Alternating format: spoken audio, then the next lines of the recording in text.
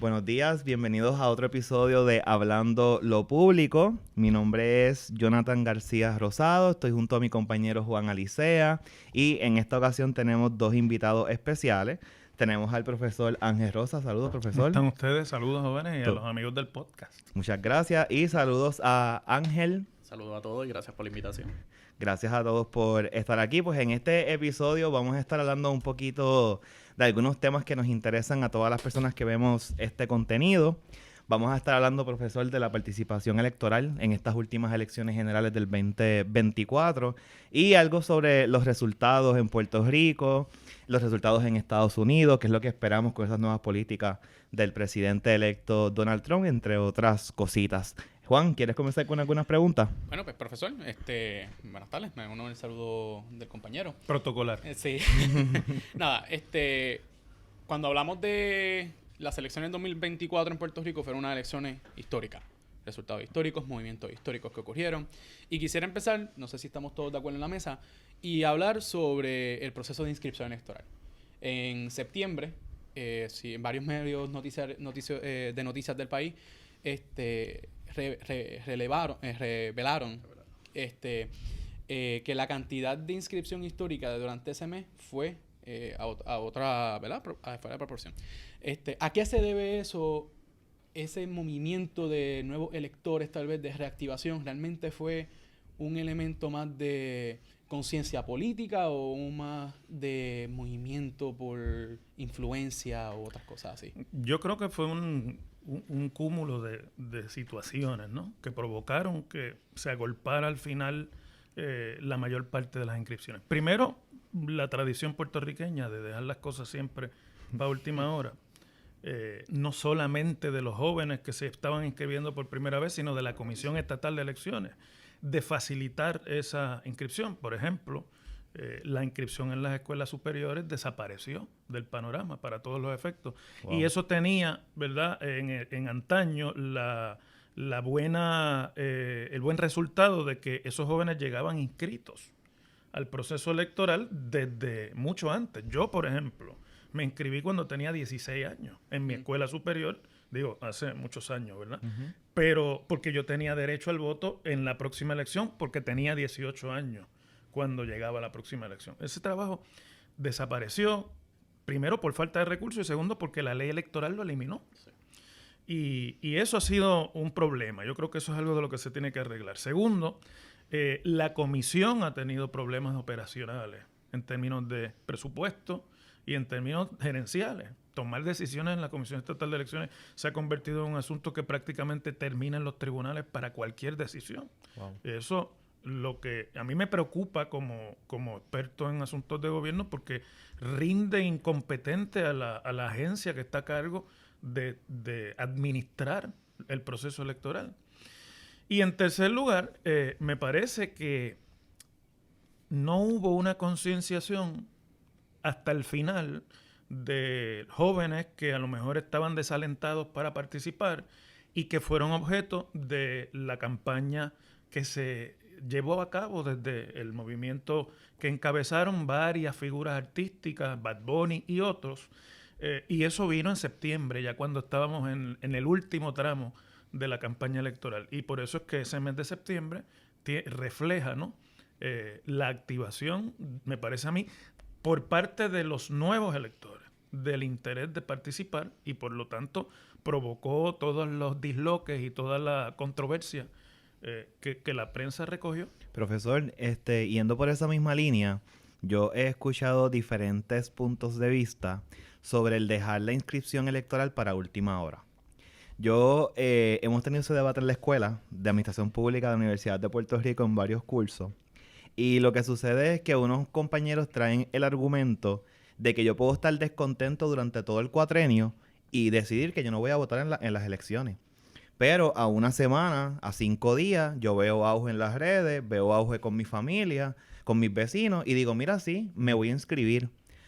¿Por qué a la persona, al joven puertorriqueño o ciudadano que sea hábil para votar, si decide inscribirse en el último día del periodo que permite la ley, se le dice que porque lo deja para lo último. La comisión no se supone que esté igual de capacitada para darme ese servicio que nosotros pagamos con nuestras contribuciones. Bueno, otra de las cosas que pasó, que se me quedó para poderte contestar, es que por mandato de ley se cerraron una gran cantidad de las juntas de inscripción permanente. Supuestamente eso iba a ahorrar fondos públicos en la operación y eso tendría que haber sido sustituido por un proceso electrónico que fuera eficiente, ¿no? Y que se crearan los mecanismos a través de la internet y el uso de la tecnología que permitieran que el elector, en vez de llegar a la junta, se sentara en su casa con una computadora y hiciera el trámite.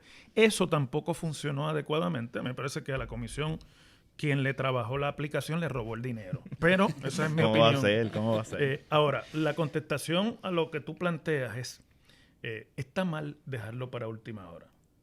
Es decir, uno sabe que hay elecciones y uno sabe cuándo son las elecciones. Eso no es una fecha incierta. Las elecciones siempre son el primer martes después del primer lunes del año bisiesto. Punto. Pero la realidad es que el organismo electoral, el Estado en este caso, tiene que estar preparado para permitirle el acceso al derecho al voto al elector cuando quiera que éste decida que lo quiere activar.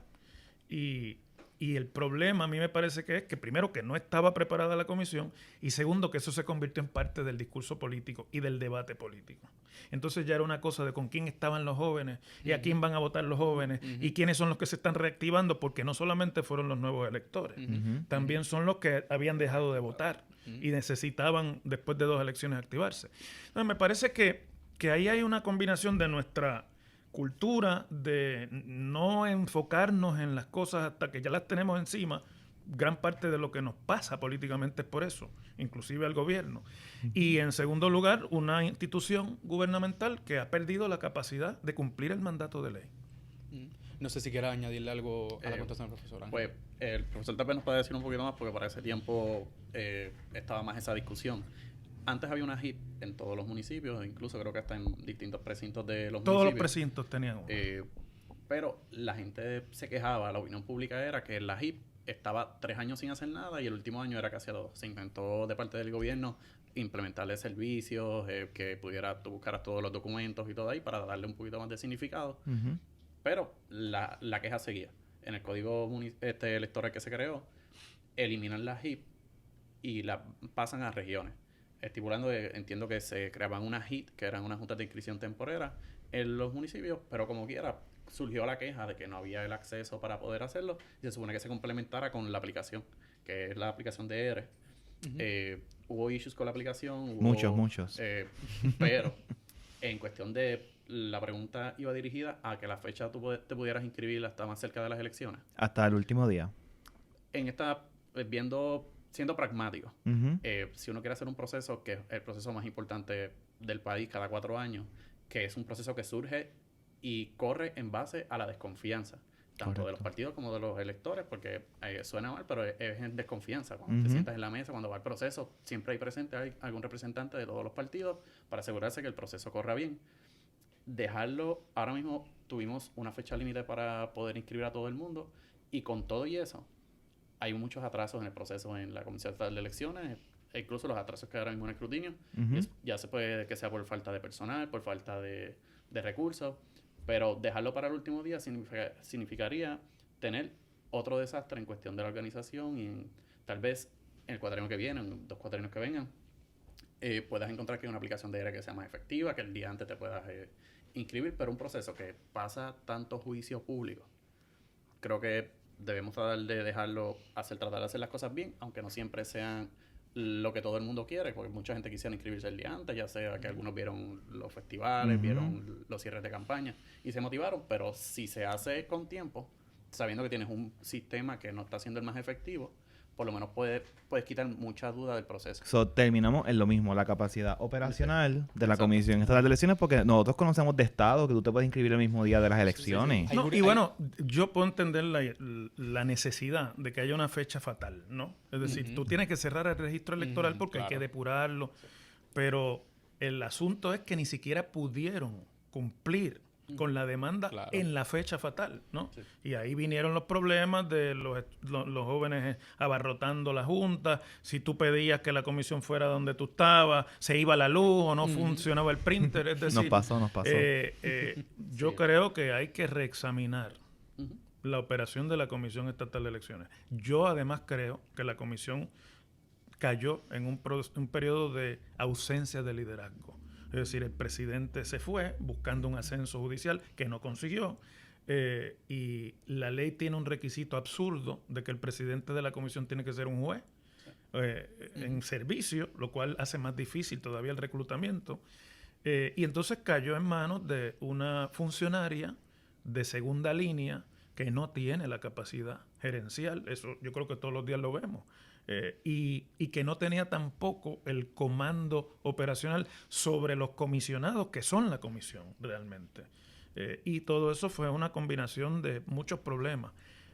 Y el efecto fue que el cierre del registro electoral fue un proceso atropellado, en el que mucha gente se quedó fuera y otros sienten que no lograron interactuar adecuadamente con el sistema electoral.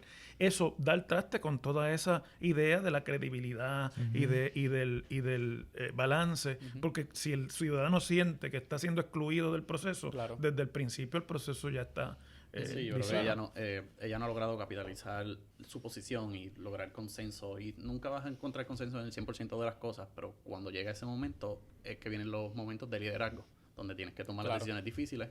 Creo que ahí es donde la presidenta no ha logrado traer soluciones a los issues que han ido saliendo tanto desde el momento de las inscripciones como hasta ahora el momento del escrutinio, que escuchábamos peleas hasta hace 2 días en cuestión de los voter writing, de cómo iba a suceder. Creo que la presidenta no ha sabido ejercer ese cargo en base a las cualificaciones que son necesarias. Ella se defiende constantemente. Lo último que vi es que ella dice que todas las decisiones se toman de forma colegiada. Sí. Y cuando no hay consenso, pues ella tiene que tomarlo en consideración y emitir una resolución al asunto que no se resuelve de forma. ¿Ustedes piensan que cada vez que hay un asunto que no se resuelve de forma colegiada entre todos los comisionados electorales y ella tiene que atenderlo, esa ha sido la deficiencia, que no sabe cómo atenderlo? No, ella sabe, es decir, es una abogada competente. El asunto no es su capacidad jurídica, ¿verdad? Aunque, bueno, puede haber dudas sobre eso también, pero yo no soy quien para pasar juicio sobre eso. Claro. El problema es que las decisiones se tardaban tanto de salir de su oficina, y entonces ella dice que es que no tenía suficientes abogados, que no podía reclutar. Todo es una excusa. Y cuando las decisiones sobre impases se tardan, lo único que pasa es que se complica la situación. Es decir, los que están inconformes siguen más inconformes. Y entonces terminaba, una vez bajaba la resolución, alguien inconforme yendo al tribunal, porque tiene la puerta, ¿no? Para que el tribunal revise administrativamente a la comisión. Y eso le añadió, además, muchísimos días esperando que los jueces escucharan los argumentos, que los jueces decidieran las controversias. Yo recuerdo la controversia aquella sobre los endosos de los candidatos por acumulación. El juez por poco llega a la Navidad a decidir eso.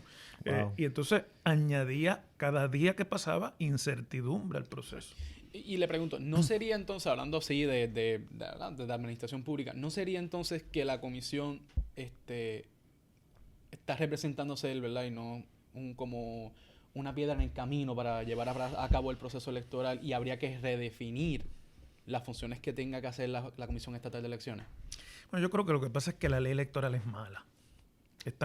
La enmienda que se le hizo a la ley electoral en el 2020 fue un proceso legislativo que tenía como norte no la administración del proceso electoral, sino la ventaja política. Y entonces estamos partiendo de una ley en la que, por ejemplo, oficinas que tradicionalmente se corrían con balance ya no se corren por balance, se corren por designios o nombramientos del presidente o de la presidenta de la Comisión Estatal de Elecciones. Si en la unidad administrativa donde se toma la determinación no hay balance, lo más seguro es que esa decisión llegue a los comisionados con desacuerdo.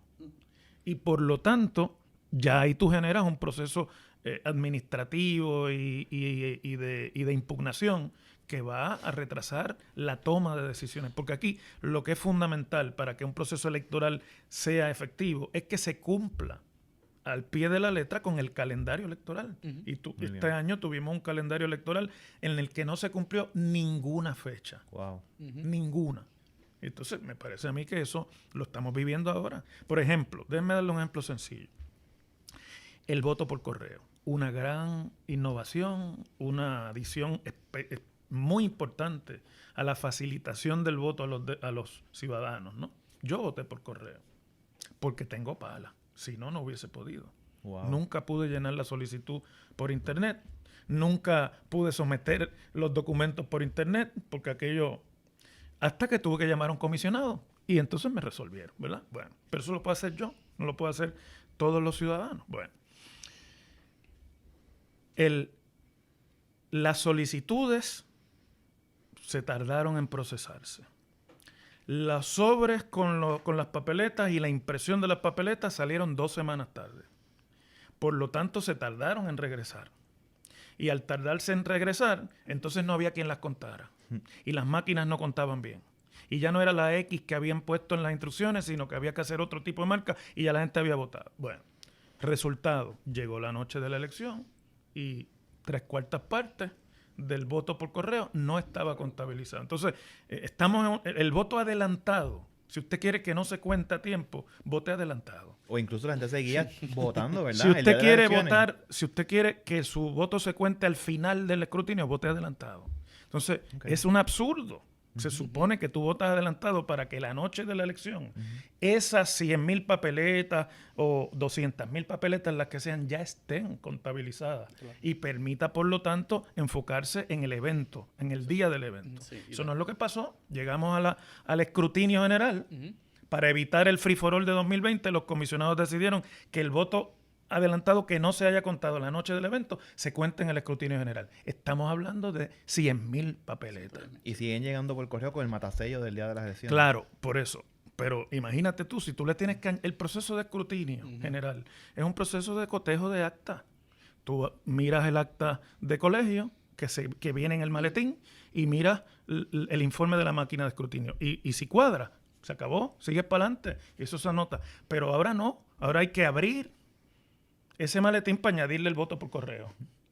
Y entonces estamos hablando de demasiados votos por correo.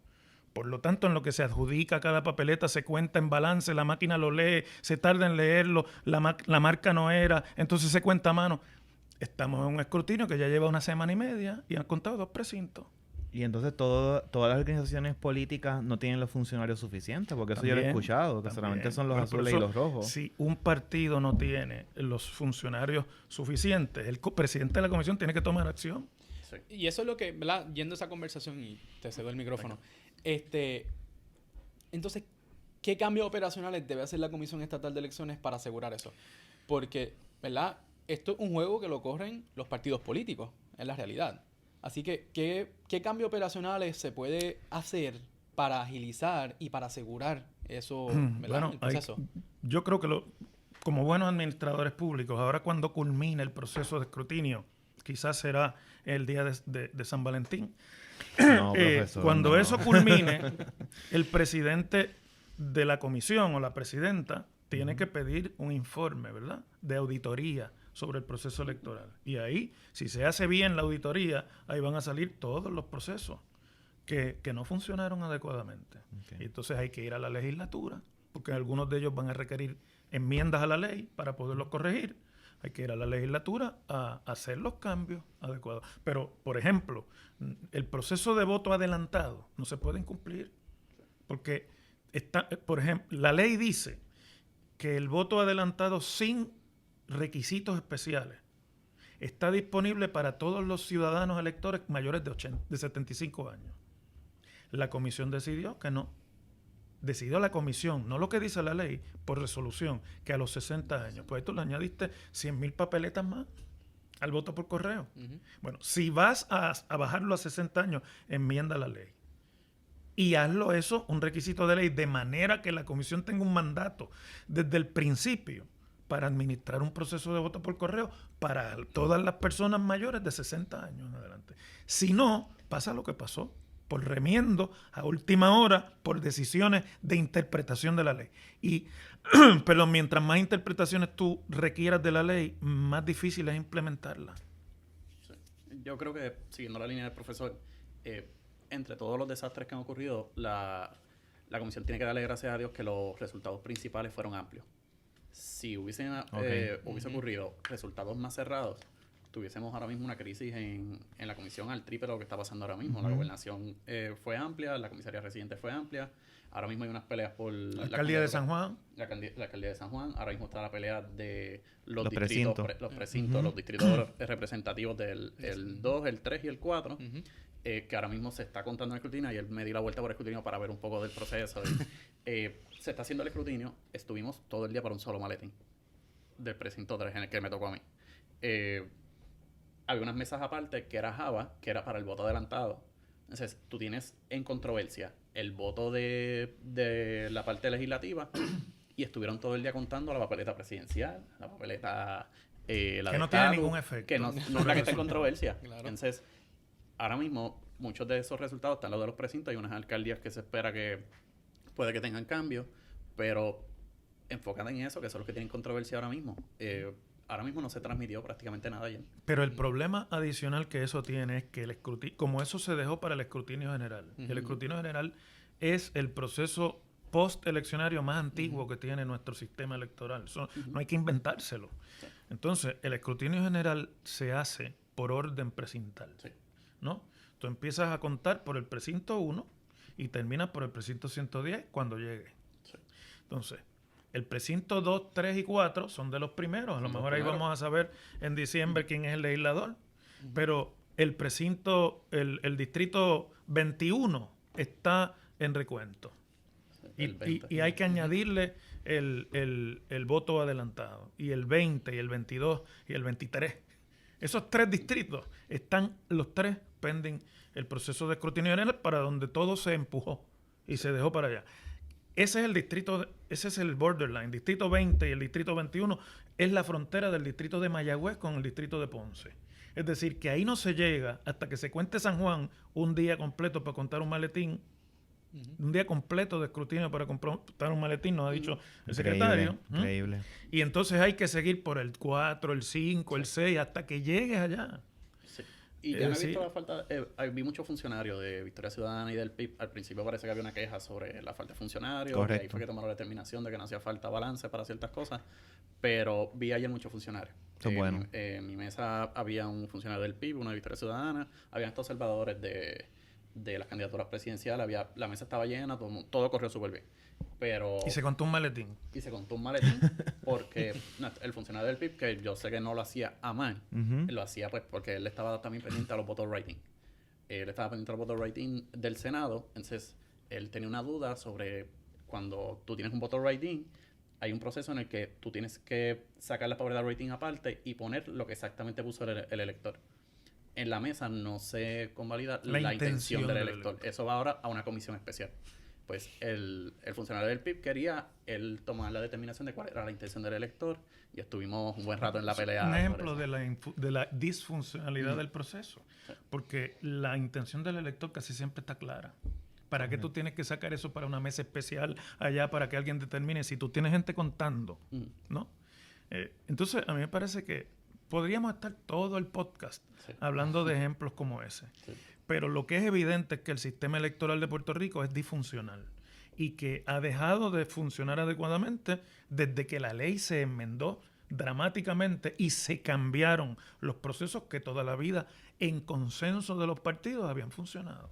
Muy bien. Y la automatización del proceso ha operado en contra de la efectividad, que yo me siento muy triste particularmente con eso, porque yo soy el legislador, autor de la medida del escrutinio electrónico. Okay. Fui yo el que escribió esa ley, fui el que la peleé con mi gobierno y el que tuve casi que ponerle un puñal en el cuello al director de OGP para conseguir el dinero para esas primeras compras y esa primera asignación a la comisión para que tuviéramos las máquinas de escrutinio. Y yo lo hice convencido de que eso resolvía 2 problemas. Primero, la lentitud del proceso de escrutinio y segundo, la determinación de intención del elector. y siguiendo la línea que trajo el profesor, algo importante que hay que mencionar es que esto es por orden precintal. Hay gente que quiere saber los resultados ya sea de su precinto, estábamos hablando ahorita del precinto 20, 22 y todo.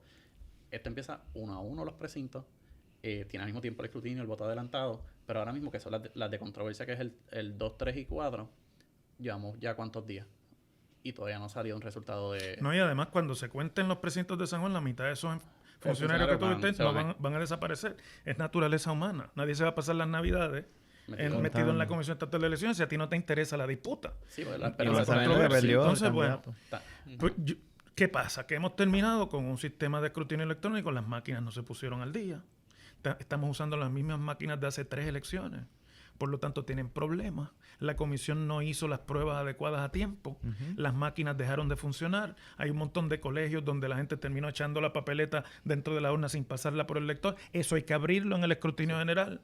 Es decir, entonces ahora el problema son las máquinas, cuando en realidad no son las máquinas el problema. Es la mala administración del mandato de escrutinio electrónico. Miren, tan importante es el escrutinio electrónico, que fue una de las cosas que me convenció a mí de legislarlo, que cuando yo fui candidato al Senado por acumulación, en la noche del evento, la candidata del PIB a senadora por acumulación llegó número 11, porque se contaba en los colegios, el PIB no tiene funcionarios en todos los colegios y hay errores matemáticos. Bueno, cuando vino el escrutinio general, ella llegó cuarta. Wow. Todos esos votos le desaparecieron a ella en la noche de la elección. Del evento, como se llama, ¿no?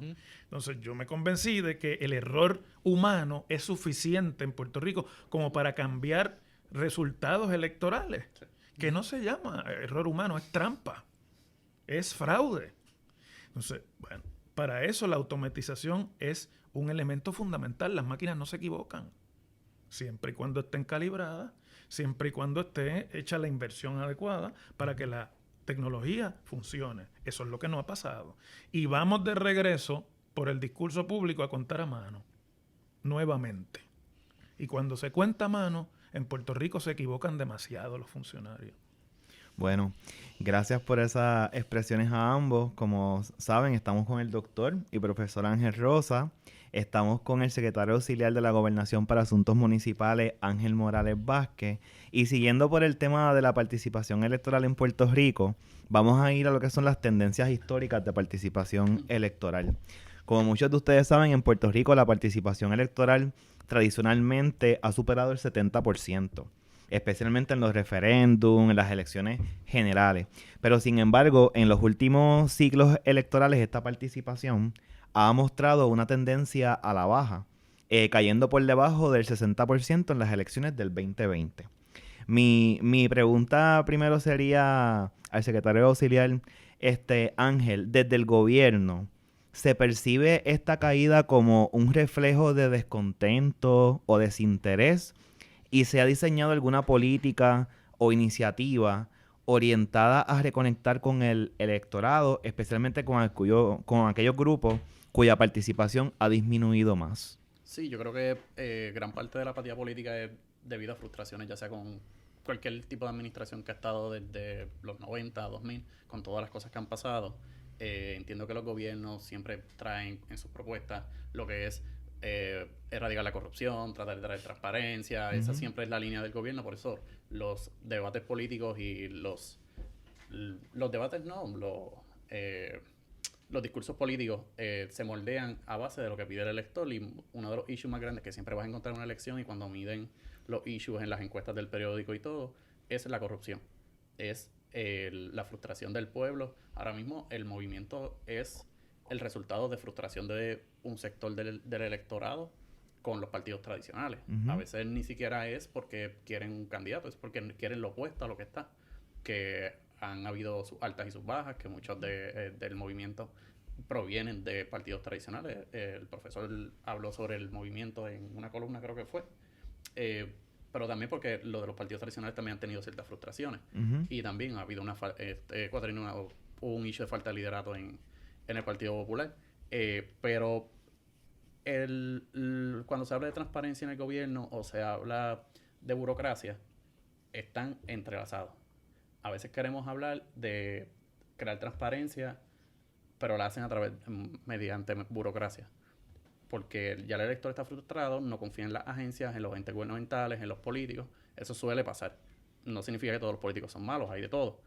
Pero ahora mismo lo que está pasando en Puerto Rico, el comportamiento electoral, la baja en la participación, que se hayan creado unos movimientos que ya el issue del estatus ha pasado a ser uno entre distintos. Antes era el principal, ahora es uno de varios de los issues principales que se toca. Ahora se está tocando un poquito de temas más sociales, pero sí es en base a una frustración de cierta parte del electorado a lo que era el status quo que tenían los partidos tradicionales, que sí podemos entrar en cómo ha trabajado el nuevo movimiento, Victoria Ciudadana, el PIB, cómo lo han trabajado. Podemos decir si lo han hecho bien o lo han hecho mal, eso lo podemos hablar más adelante, pero sí podemos decir que la apatía política es en base a una frustración que tiene el electorado con ciertas cosas que han pasado en la historia política de Puerto Rico. Profesor, ¿qué tiene que decir sobre Yo creo que tienen varios factores. Primero, pienso que lo de la participación electoral se mide un tanto equivocadamente en Puerto Rico. Es decir, antes tú tenías participaciones del 80%, porque tú estabas midiendo la participación de los inscritos, de la base de los inscritos. Y cuando tú dejabas de votar en una elección, te sacaban de la lista, se depuraba ese cuatrienio, la lista, y el que no votaba tenía que reinscribirse. Sí, eso cambió porque el Partido Popular llevó un caso al Tribunal Federal que se resolvió en el año 2010, me parece que fue, o 2012, no recuerdo ahora exactamente, por la jueza Vargas de Cerezo en el Tribunal Federal, donde se ordenó al gobierno de Puerto Rico a no excluir electores de la lista hasta 2 elecciones pasadas de su falta de participación. Por lo tanto, el universo de los elegibles para votar es enorme, mucho más grande de lo que era antes. Entonces, si tú tienes un universo más grande, la tasa de participación baja, además de la emigración y además de la apatía. Yo, sin embargo, pienso que no hay tanta apatía del elector a participar. Lo que yo creo que está pasando, y lo acabo de trabajar en una columna post resultado electoral, es un realineamiento político en Puerto Rico. Es decir, como ha pasado en casi todo el mundo, eso no es solamente en Puerto Rico. Los partidos políticos se han ido deteriorando y han ido perdiendo credibilidad. ¿Por qué? Pues porque se les ha hecho más difícil cuando gobiernan cumplir las expectativas de los ciudadanos, o porque ha habido problemas profundos. Por ejemplo, en Puerto Rico, la crisis fiscal y la quiebra del país y la austeridad que eso trajo ha generado unas reacciones de procesos, incluida la adición de la Junta de Control Fiscal a la toma de decisiones por encima del poder del gobierno, que han impedido que se puedan resolver unas cosas políticamente. Entonces, el Partido Nuevo Progresista y el Partido Popular, que han protagonizado el sistema partidista en Puerto Rico por los últimos 55 años, si ustedes miran la estadística electoral, se darán cuenta cómo se han ido achicando consistentemente. El PNP acaba de ganar las elecciones con el 40% de su voto a la gobernación, y la candidata que ganó sacó 100,000 votos más que el PNP. 100,000 votos más sacó Jennifer González que el PNP en voto íntegro. Y el Partido Popular desde 2012 hasta 2024 ha perdido 600,000 votos íntegros. Wow. Bueno, pues ahí tú tienes una definición clara. Los electores siguen estando ahí. Se han estado realineando en nuevos movimientos, candidaturas independientes, partidos políticos incipientes, alianzas entre partidos, y eso ha repartido el voto de manera distinta y ha ido socavando la base electoral de los partidos tradicionales. Entonces yo pienso que esa es la explicación fundamental para esa sorpresa de los resultados electorales, que si tú los miras en comparación en las últimas 4 elecciones, no deben sorprender a nadie, porque es un patrón que se ha ido cumpliendo cada elección. Y la decisión del tribunal, eso fue en el 2008, creo que fue. La de la jueza Vargas, creo que fue en el 2012, esa decisión. El pleito era desde 2008, sí. Pero vino a caer por cierto, que favoreció la determinación al PNP en ese momento, que era el partido que fue demandado. Pero como ya había cambiado el gobierno, cuando la jueza decidió, era conveniente para el PNP lo que se decidía. Sí, que hay una expansión momentánea de electores que probablemente ya ni vivían en Puerto Rico, Claro. y la isla se comenzó a vaciar un buen tiempo, así que hubo una expansión momentánea de esa base electoral. Se ha ido bajando mientras van bajando las elecciones, ya estamos en el Han ido 2024. bajando, pero aún con la pérdida poblacional, el realineamiento político es evidente. Sí. Es decir, Por eso no está se la puede frustración cuestionar. y está todo eso. Así, claro, la base electoral sigue siendo más grande porque tú tienes que esperar 2 elecciones para inactivar a ese elector. Claro. Entonces antes tú lo inactivabas inmediatamente después. Sí. Y no era que lo inactivabas, era que lo sacabas de la lista. Ese elector dejaba de ser elector. Tenía que reinscribirse. Ujú. Ahora no. Ahora tú lo inactivas y ese elector decide 2 elecciones después Sí, si va a quiere o no participar votar. o no. Pero pues, si tú votaste en 2016 y no votaste en 2020 y te fuiste para la Florida y querías votar en 2024, cogías un avión, venías a Puerto Rico Votado. y votabas, a menos que te hubiesen recusado. Cosa Claro. que hace mucho tiempo los partidos no Y hacen. por si acaso, yo le hago las preguntas al profesor, pero es que a pesar de que yo me Excelente. veo más viejito, hay distintas generaciones y el profesor estuvo más activo en la política para ese tiempo. Excelente. Así que- Claro. Yo era candidato en esa elección. Y yo En creo que el la, 2012. la conversación que no estamos teniendo como país es ese proceso de De realineamiento. De alineamiento. completamente.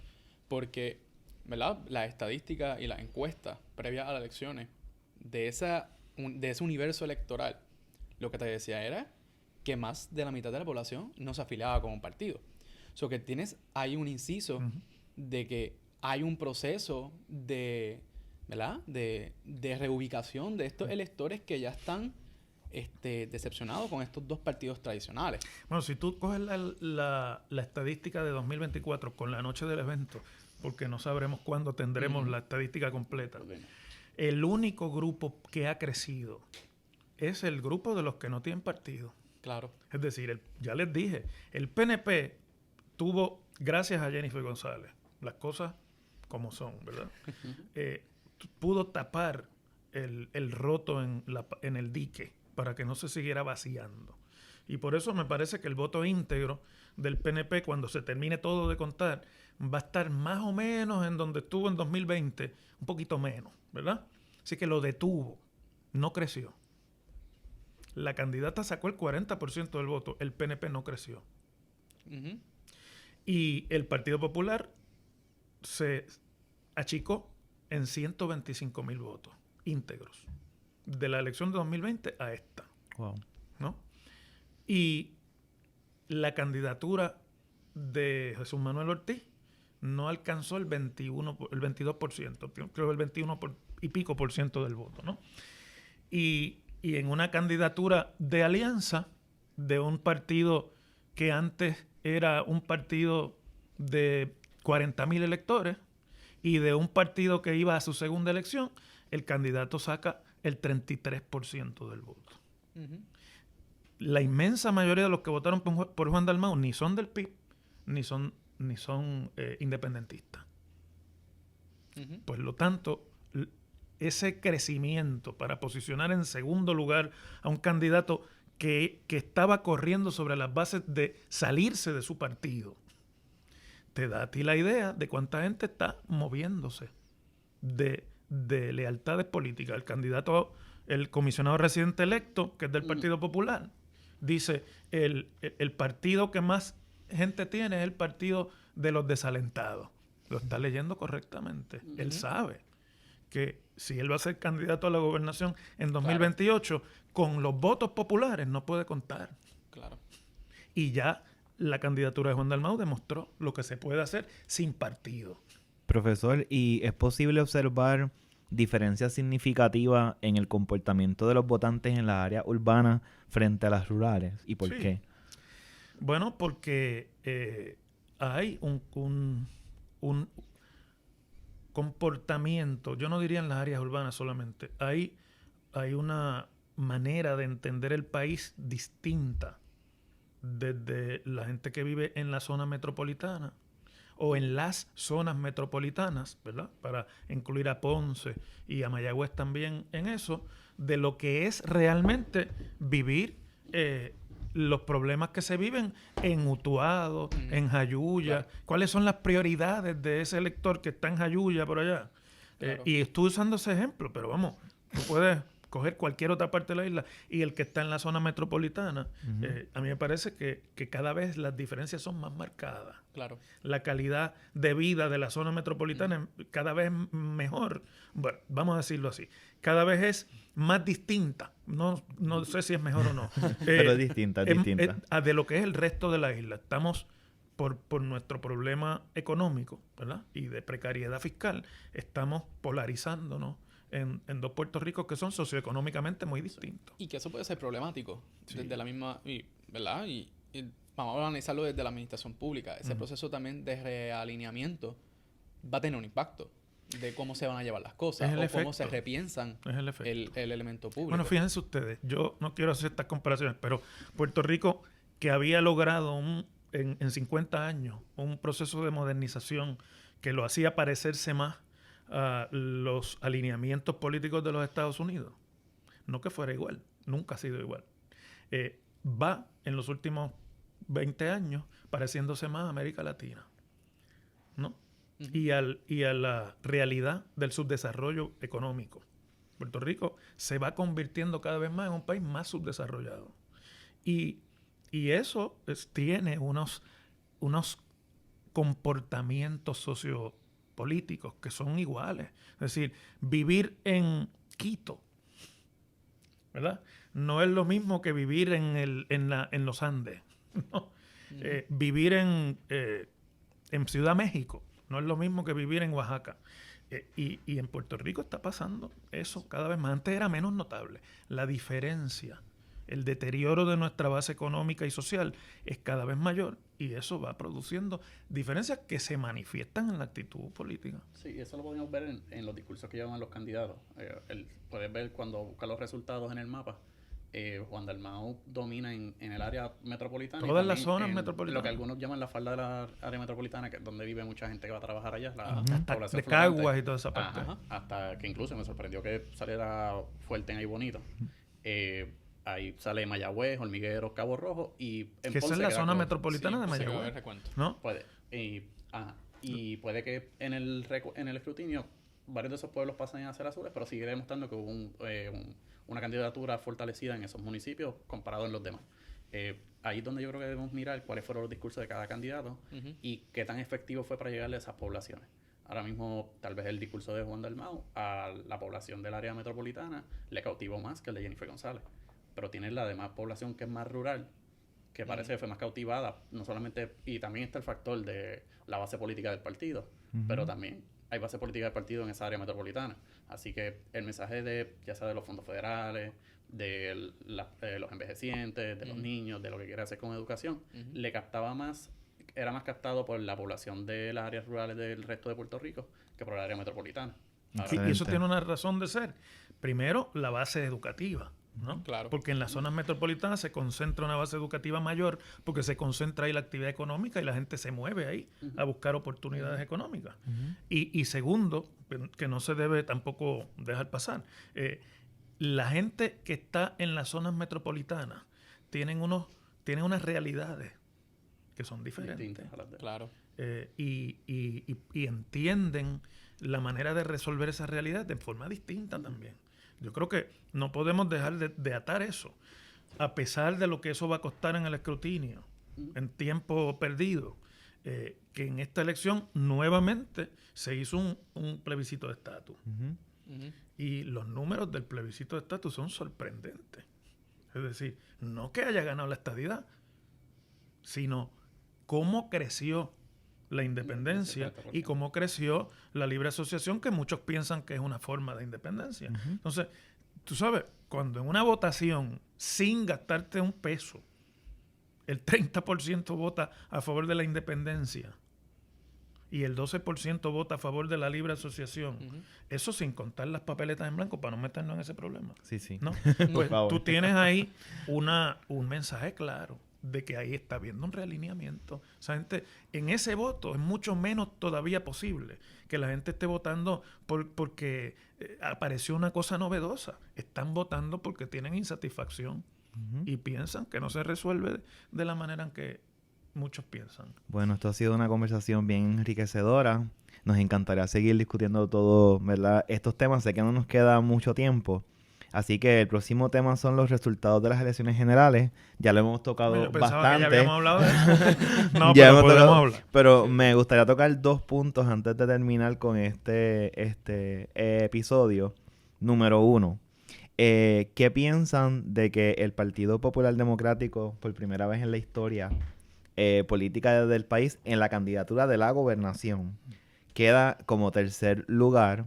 ¿Es cierto que el Partido Popular es la tercera fuerza política en Puerto Rico o no? Porque tiene la mayoría de las alcaldías. Y número 2, ¿cómo la figura de la vicepresidenta Kamala Harris, que ganó en Puerto Rico, afectaría o nos afectaría, ¿verdad?, al país frente a la victoria de Donald Trump en los Estados Unidos? Esos 2 puntos quiero que me reaccionen.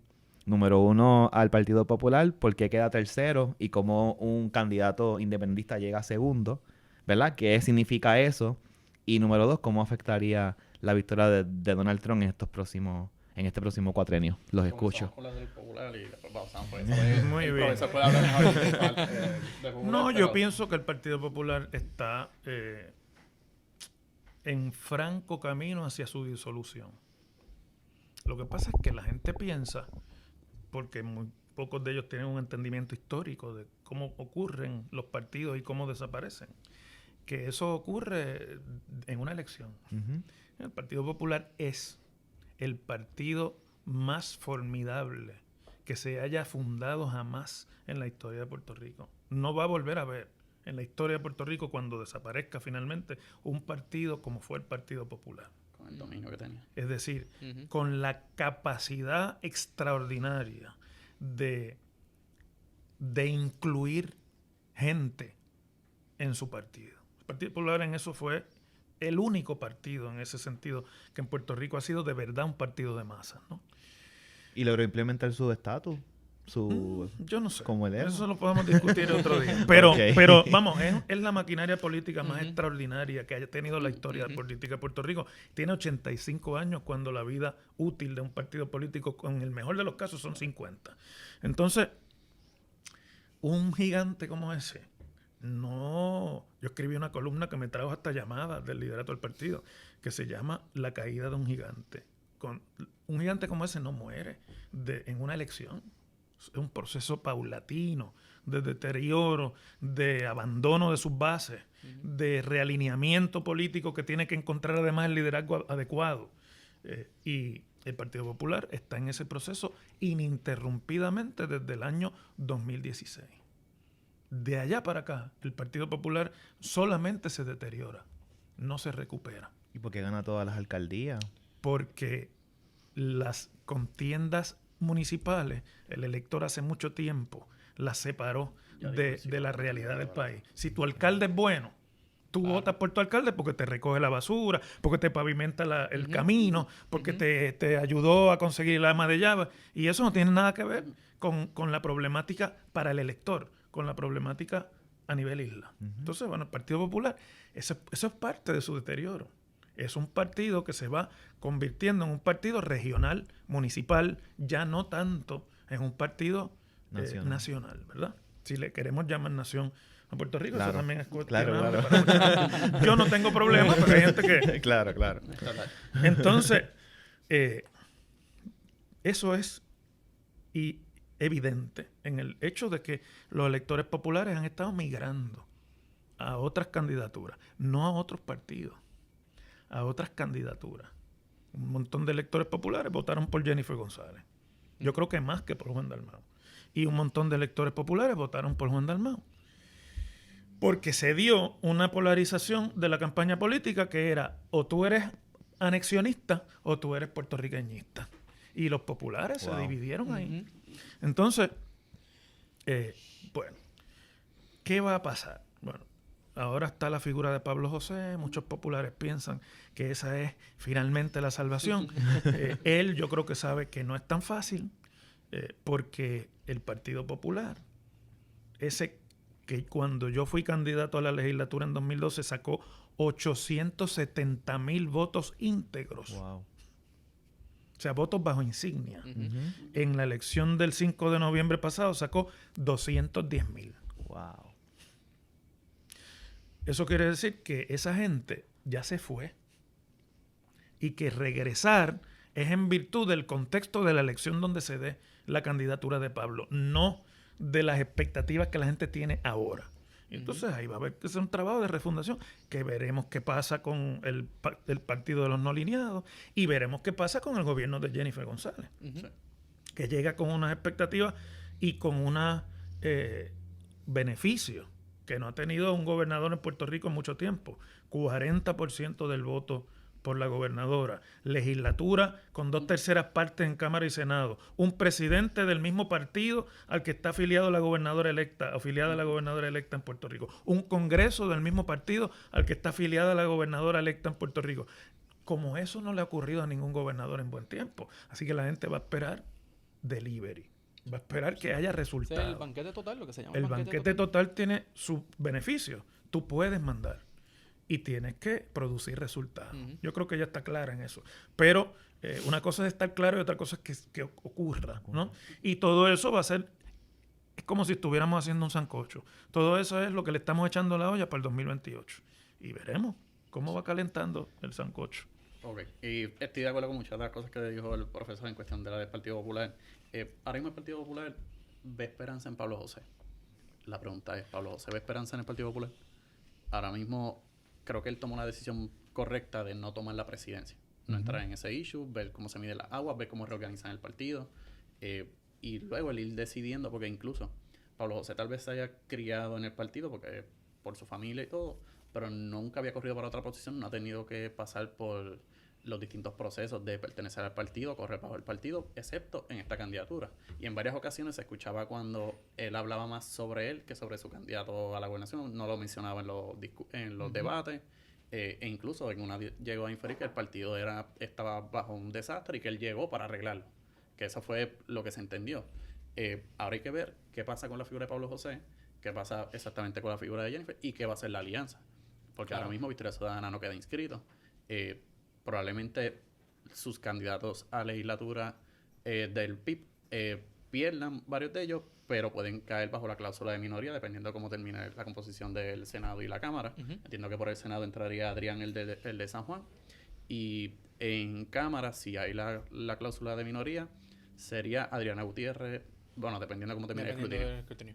Pero Adriana claro. Gutiérrez y quien le siga Ajá. en términos de porcentaje de voto en su distrito sin haber salido electo. Es una fórmula. Sí, porque Eso no se puede Sí. repartir así. No, Sí. cógete tú. Eso, Sí. ¿verdad? Es un proceso que la Y Constitución yo tenía establece. una duda y eso me lo contestaron en estos días, que si caían los de distrito o acumulación, y sí, pero pasa a ser un legislador de Es acumulación. como si fuera por acumulación. sí. Que eso también es un proceso que es bueno Pero yo entenderlo. pienso que Pablo va a asumir la presidencia del partido el año que viene.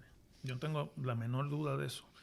Porque no aguanta otra cosa la circunstancia del Partido Popular. Es decir, él está en la misma circunstancia, comparativamente hablando, que tuvo su abuelo en 1968. Es decir, aquella lo que pasa es que fue la primera derrota del Partido Popular y por lo tanto fue traumática y trajo una serie de choques con la realidad de un partido que era hegemónico y que no tenía competencia en Puerto Rico.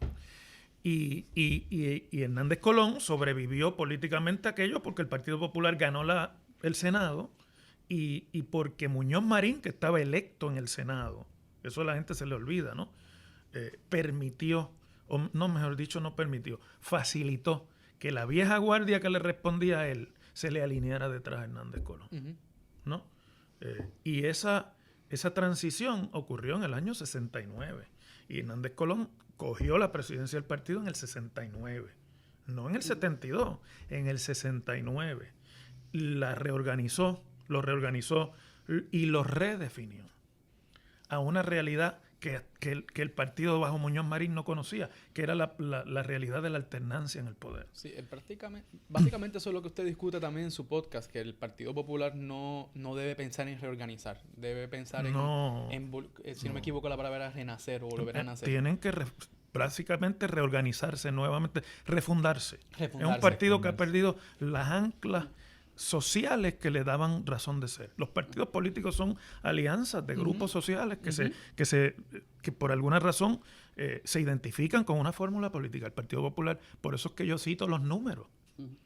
El Partido Popular ha ido perdiendo esa razón de ser. Y como no fue un partido de estatus nunca, aunque vivió del tema del estatus por mucho tiempo, no tiene fórmula que ofrecerle a Puerto Rico.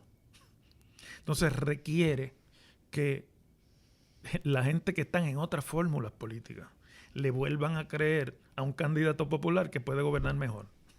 Sí, y eso es un proceso muy complicado. Y entrando en la comparación de dónde está Pablo y dónde estuvo su abuelo, yo creo que la diferencia es que antes no había alternativas tan fuertes como la hay ahora. Antes era PNP Popular y el Partido Independentista en una esquina que no se hablaba tanto. Ahora tienes la alianza, que hay que ver qué frutos dio. Porque sí, la candidatura de Juan Dalmau tuvo su apoyo de un 32%, entiendo que fue, 22.9%. 33%. Ahora hay que ver cómo ellos van a lidiar con que Victoria Ciudadana ya no va a estar, cómo van a hacer, si van a crear un partido nuevo, van a crear algo que sí sea una alianza en cuestión de partido. O un partido que usa el nombre de la alianza. Que yo creo que eso los ayudaría porque ya tienen el branding de alianza. Es que yo pienso que yo digo estas cosas y se molestan mis amigos de todos los partidos. Yo creo que la alianza no existe. Yo creo que la alianza es Juan Dalmau. Hubo traición a Anaíma. Una figura extraordinariamente carismática que logró capturar la imaginación de la gente insatisfecha. Sí, yo tengo que concordar ahí. Y entonces, ¿qué va a hacer la alianza? En mi opinión, va a depender de lo que decida hacer Juan Dalmau. Si Juan se queda dentro del PIB, hay poco que hacer. Porque el PIB ya fue definido en esta elección a su máximo límite. Es decir, Juan logró capitalizar todo lo que se puede capitalizar dentro del PIB sin hablar de independencia. Wow. Ya de ahí en adelante hay que hablar de independencia y eso es anatema en Puerto Rico todavía, a pesar del crecimiento de la fórmula. Entonces, ¿cómo eso se va a trabajar? Es algo que ellos tendrán que decidir y verán cómo se reorganizan. Yo no tengo la menor duda de que la reorganización tiene que ser alrededor de la figura de Juan. Sí, y si él decide quedarse en la política. Tiene que serlo. Todo lo demás es inexistente. Todos los huevos en una canasta, en ese y en San Juan y los demás. Y Pablo es lo mismo, pero empezando a ocurrir. Es decir, Pablo logró, es el candidato más votado en la elección. Lo votaron PNP y lo votaron independentistas y lo votaron populares. Y por eso es que saca el 45% del voto, que eso no había pasado nunca en Puerto Rico desde que Luis Muñoz Marín corrió por última vez.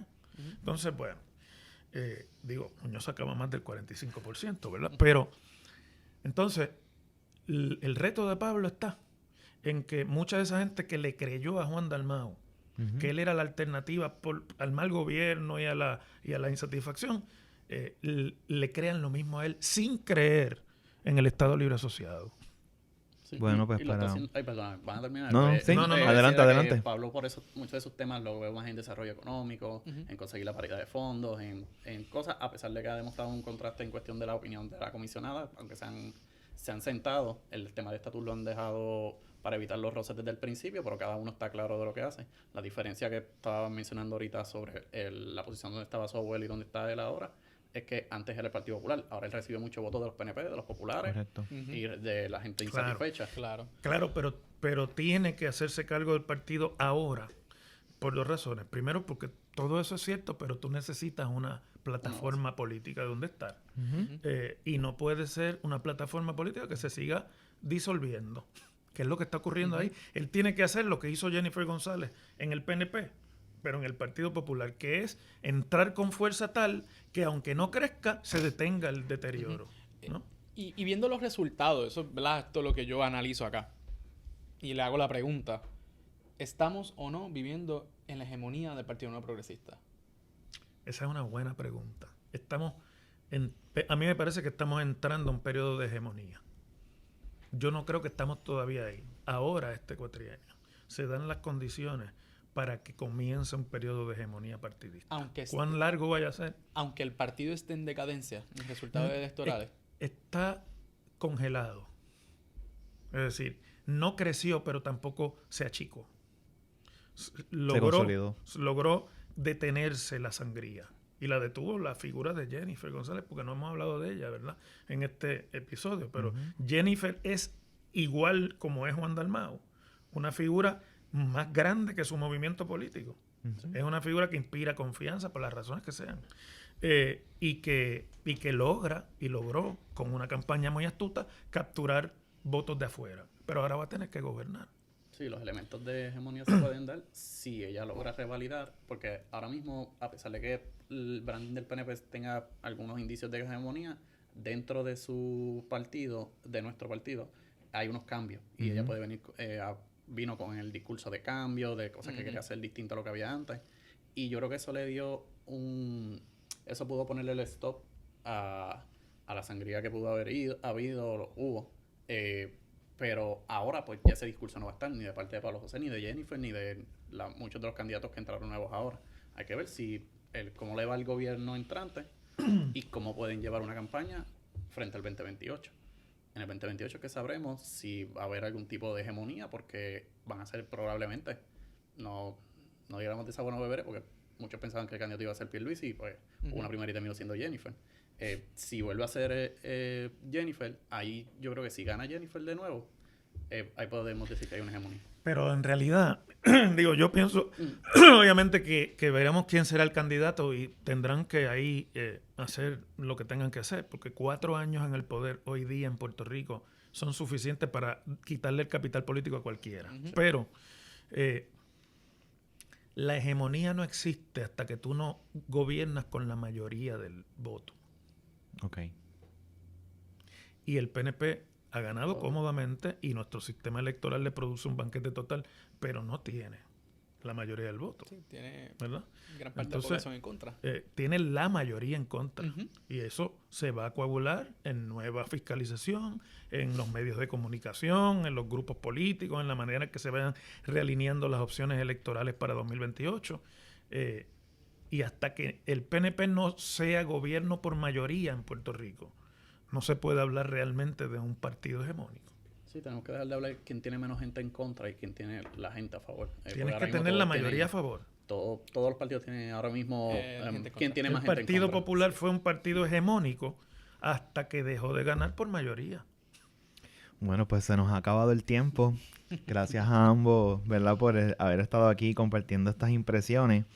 Pero no me quiero ir, profesor. Hace unos meses estuvimos grabando un episodio aquí en Hablando lo Público. Y recuerdo que le estaba comentando que cómo se veía la figura de una mujer como la cabeza de la rama judicial. Me acuerdo que le conté que era Maite Oronoz, madre. Y ahora como Jennifer de ganar, pues se iba a convertir en la cabeza de la rama ejecutiva, madre. Se te dio. Y entonces, se me dio, sí. Y quería preguntarle frente a la victoria de Donald Trump, que va a nombrar a la primera mujer Chief of Staff de la Casa Blanca, entre otros nombramientos importantes en el tema del género. Para finalizar la época, ¿cómo usted ve el adelanto de la participación femenina en estos puestos de poder en Puerto Rico y Estados Unidos? Bueno, es que es una cuestión que va a ocurrir inevitablemente, porque la mujer es cada vez más una parte mayor, ¿verdad?, del electorado, aquí y allá. Y además están cada vez más inmersas en los procesos sociales. Han logrado, poco a poco y con mucho esfuerzo, pero han logrado insertarse con igualdad en muchos de los procesos, ¿no? Así que yo creo que eso va a ser inevitable. Donald Trump, que no hemos hablado de él y nos faltó tiempo para hablar, pero Donald Trump ha dejado de ser un experimento político para ser ahora una agenda política. Mucha de la cual va en contra del adelanto de los derechos de la mujer. Y que lo único que lo va a limitar es el diseño extraordinario del sistema político estadounidense. Para mí, el diseño mejor que hay sobre la Tierra, aunque con sus muchos defectos, ¿no? el sistema estadounidense requiere pasar por muchos filtros para tú poder hacer lo que te dé la gana, ¿verdad? Y Trump, aunque ha ganado con el voto popular y con una gran mayoría del voto del colegio electoral, tiene filtros aún dentro de su partido. En el Senado, por ejemplo, y en otras instancias del federalismo americano. ¿Cuánto tiempo le tome a Trump vencer esos filtros? Es lo que va a tomar la implantación de su agenda política, que muy probablemente requiera más de 4 años en la presidencia, que él no puede ejercer. Este es su último término como presidente de los Estados Unidos. No puede ser electo nunca más. Tendría que enmendar la Constitución y yo estoy seguro que el Congreso no va a No va a pasar lo que pasó en El Salvador. No va a pasar lo que pasó en El Salvador. Okay, no, porque el sistema americano está diseñado para que eso no pase. Okay. ¿Verdad? Entonces, a mí me parece que en cuán hábil sea Donald Trump en implantar su agenda política es lo que nos va a decir a nosotros cuánto más allá se va a llegar en todos esos cambios que ahora se oyen muy bien y está designando gente al gabinete y todo eso que son, ¿verdad?, mensajes que está enviándole a la estructura política de su propio partido. Pero el Senado se reunió para escoger a su líder y le escogió al que él no quería. Y el que él de respaldo llegó último en la contienda, ¿no? Entonces, así es como funciona el sistema americano, ¿no? Y bueno, pues yo recuerdo cuando Donald Trump salió la primera vez electo y todo el mundo estaba con las manos en la cabeza y ahora sí, que esto y lo otro. Pasaron esos 4 años y Donald Trump pudo hacer casi nada de lo que le prometió al electorado. Ahora tiene un poco más de fuerza política, pero desde el primer día es un lame duck. No, todos los que están alrededor de él saben que son estos 4 años lo que les quedan. Y que en camino a 2028 hay que realinearse alrededor de otro candidato. ¿Cuál será? Pues yo no sé si es J.D. Vance o quien sea, pero esos realineamientos se van a dar naturalmente a mitad de este término. Y él tendrá que con astucia moverse por ahí. Tiene una fuerza que no ha tenido otro presidente, que es que ejerce como ninguno otro el púlpito de la presidencia. Tiene un efecto sobre la opinión pública extraordinario lo que él dice. Y eso siempre eso da empuje. Pero hay unos filtros que son de diseño constitucional y que no se pueden sobrepasar simplemente por popularidad. Bueno, pues gracias, profesor. Le agradecemos nuevamente al doctor y profesor Ángel Rosa por haber aceptado nuestra invitación y estar aquí, al secretario auxiliar de la Gobernación para Asuntos Municipales, Ángel Morales Vázquez, Juan Alicea. Así que le invitamos a todas las personas que están viendo este episodio que nos sigan en todas nuestras redes sociales de la Asociación de Estudiantes de la Escuela Graduada de Administración Pública. Los invitamos a ver los episodios anteriores con distintos invitados, candidatos, jefes de agencia, entre otras cosas, y que estén pendientes para continuar hablando lo público.